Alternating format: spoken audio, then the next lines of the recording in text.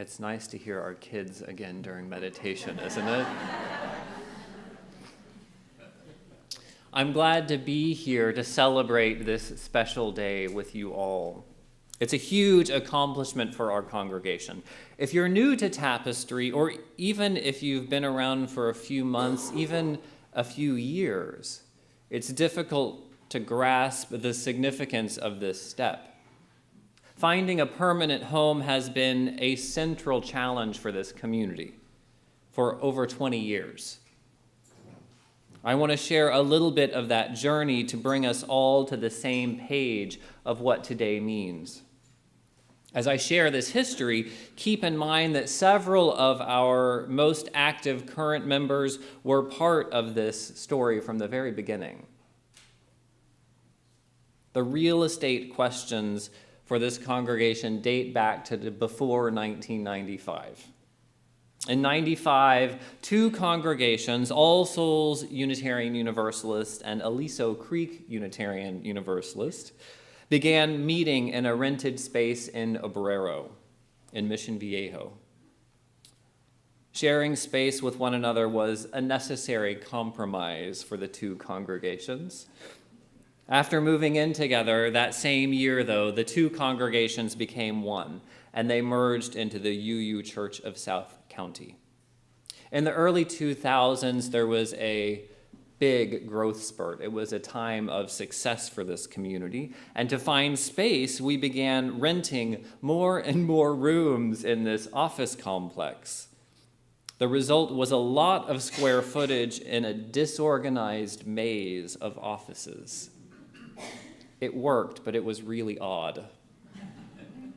In 2006, we changed our name to Tapestry, not a real estate moment, but a significant marker. It was a vibrant time for the community, and we started dreaming of owning our own building. That's 2006. In 2007, we conducted a capital campaign that raised $450,000. It was a good effort, but fell short of what we needed to purchase a property. So we stayed in the strangely configured rental space. 3 years later, in 2010, Tapestry moved to another rental space on Madero. It was smaller but nicer than the previous space. That building is what most of us are probably familiar with. It was nice and it served us well, but it was cramped and we were growing again. In 2015, we started thinking again about next steps. We knew that Madero wouldn't serve us for long. So in 2016, we executed another capital campaign. Our members pledged $475,000. I want to remind you, we have about 150 people. Over a period of a couple of years, that money emerged. We were on our way toward a dream. And then in September of 2018, we received a grant for $200,000. By that time, we were already moving toward purchasing this spot. December 2017, we officially purchased, and it was finalized. But there was a big stipulation.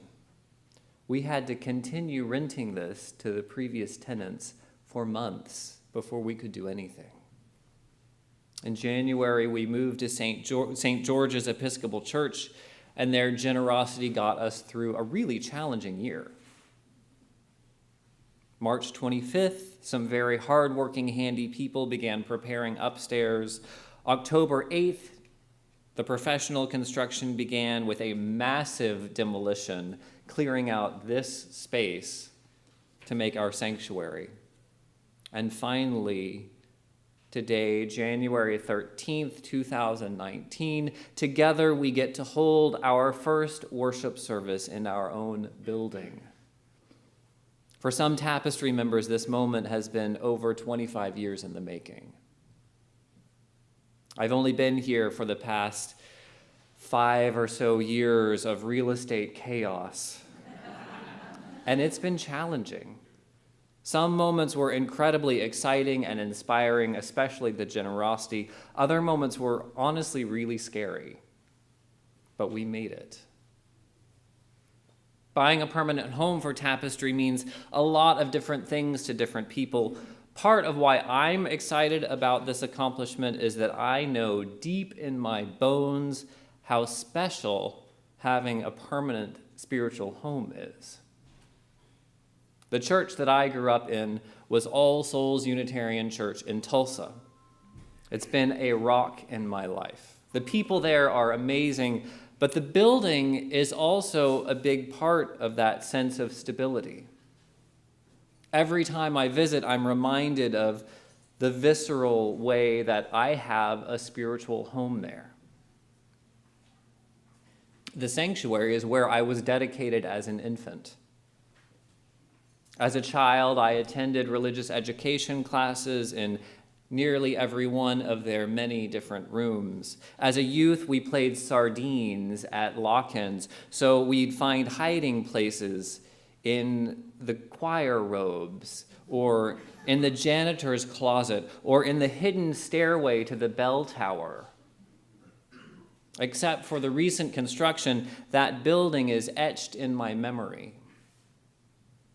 I learned to drive a car for the first time in the parking lot. It's the first place I came out to an adult. A few years ago, I had the great honor of preaching with generations of clergy who had served that church. It's a sanctuary where I feel immediately grounded when I walk through the doors. A sanctuary in the truest word. So that sense of permanence is what I'm so glad that we get to build here. So that when Lauren Wainwright or Kathy Ellsworth or any of the other kids come back in their 20s from whatever life adventures they've been on, they can come back as young adults and worship again in the building they grew up in. We're offering a tremendous gift to one another. Not just a pretty place or a comfortable place. We're offering a source of grounding for the spiritual lives of Unitarian Universalists, those that are here with us and those who have yet to arrive. Now, talking about the type of community that we build together, the Reverend John Burens, a former UUA president, said, "It's about having the faith that we can together feed the many who are hungry. Because like Jesus is said to have fed 5,000 with 2 fishes and a few loaves of bread with plenty left over, we need to operate out of an awareness of abundance, not scarcity." This story is familiar to most of us. It's one of the most celebrated stories of the Christian tradition. It's said that with only 2 fishes and a few loaves of bread, Jesus fed 5,000 people. The really wonderful piece of that story to me is how the miracle emerged. There wasn't a magical ta-da moment or a pulling back of the curtain and finding a mountain of fish and loaves. The story says that the people shared the fish and bread among them, and somehow at the end, there was extra. The miracle didn't rest in Jesus' hands alone. A lot of miracles in the Bible do, but this one is different. The miracle is created by the power of a community sharing together. In many ways, our community is a story of loaves and fishes. I've seen people's lives changed here. It's a table overflowing with abundance. And like the story, no single person made the miracle occur. No single person makes a community. We're all guests at this party. We're all guests. And none of us did anything particularly special to earn our invitation. The door was open when we arrived. It wasn't because of great skills or great knowledge. We were offered a seat just for walking through the door, and the handful of us who were raised UU didn't even have to do that. We were carried in. Now, in our religious community, most of us will settle into patterns. Maybe you'll find your particular way or your habit of sitting in the same seat after a while or grabbing a cup of coffee afterwards. Those kinds of routines bring a lot of comfort, and they give us a sense of belonging and feeling at home. And as much as I do want this to feel like home for everyone who walks through our door, I also hope we'll each remember that we're guests. Even those folks who have been here 25 plus years, even me, we are guests at this party. While we may settle into our habits after a while, there's no reserved seating. There's no room or cabinet that belongs to anyone in particular. We're guests at this table.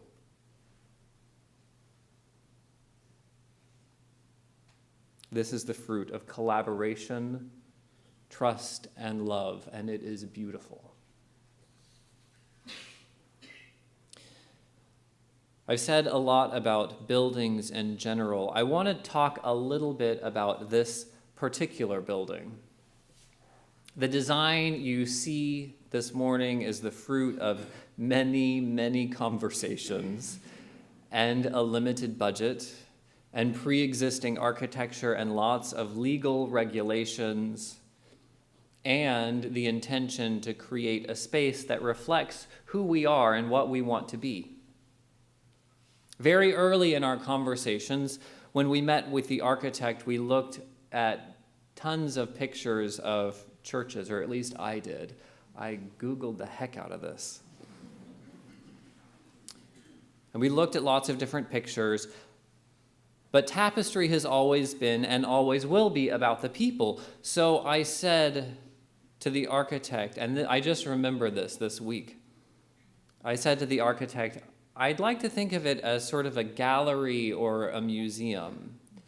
They're nice spaces, but part of the design is to intentionally draw your attention to the main focus, to the art.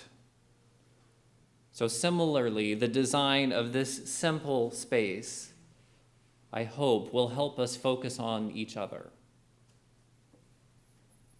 Now, one of the pieces of the building that you probably do notice is the colors in the entryway and on the back wall. Unfortunately, we were not able to get our beautiful tapestry hung yet today, but most of you remember it and the colors. We tried to echo some of those colors on the walls. The color choices were also a little more particular than that. We talked about arriving at Tapestry on Sunday mornings and the state of mind of people when they arrive here to this community. We talked about being a place of renewal, a place to relax, an oasis from the chaos and meanness of the world sometimes. So we chose blue and green to offer a sense of renewal and life. They're quite literally the colors of an oasis as you arrive. And in a similar way, we talked about how we imagine people exiting our time together to return into the world. Now, my goal in worship is certainly to provide some comfort, but it's also to bring a sense of motivation and mission. So we gravitated toward warmer, energizing colors for the exit. So I invite you, as you exit through our yellow and orange bright corridor, to imagine your departure as a sunrise, a fresh start to go and live your life with hope and purpose. And now I know that paint colors on buildings come and go. These will probably change someday. But I want you to know that these current colors were selected with an intention, not just to be pretty, but to reflect our goals of welcome, comfort, encouragement, and going out to change the world. Another piece that's received a lot of comment is the flooring, believe it or not. We initially chose concrete out of a financial necessity, let's say. What we thought was temporary, a money-saving situation, has actually been quite a hit. And though this wasn't intentional, I want to share with you why I think it fits. To me, this bare concrete floor is a reminder of our willingness to look at our foundations and our history without flinching. We're committed to understanding American history. It's a history of beautiful political ideas and genocide and freedom movements and much, much more. All of it is ours to grapple with. And as Unitarian Universalists, our history is our Christian theological roots and our Jewish and pagan roots that Christianity emerged from. What seems like a long struggle for us to buy this building goes much further back than our little 25 years. So for now, I hope that these raw, beautiful, flawed concrete floors will remind us of our commitment to deal with our history, our complete history. And finally, the piece of this building that was most exciting to me is these windows. Finally, we have a space that's filled with natural light. The sunlight that pours in and the verdant plants surrounding us are a reminder that life abounds here on earth. Even when our personal challenges feel consuming sometimes, the persistence of life surrounds and supports us. This space that invites the outside in, to me, feels like a sanctuary. Over time, you will find what is special to you about this spiritual home as well. But there's no rush. We aren't going anywhere. Relax, settle in. We made it. Welcome home.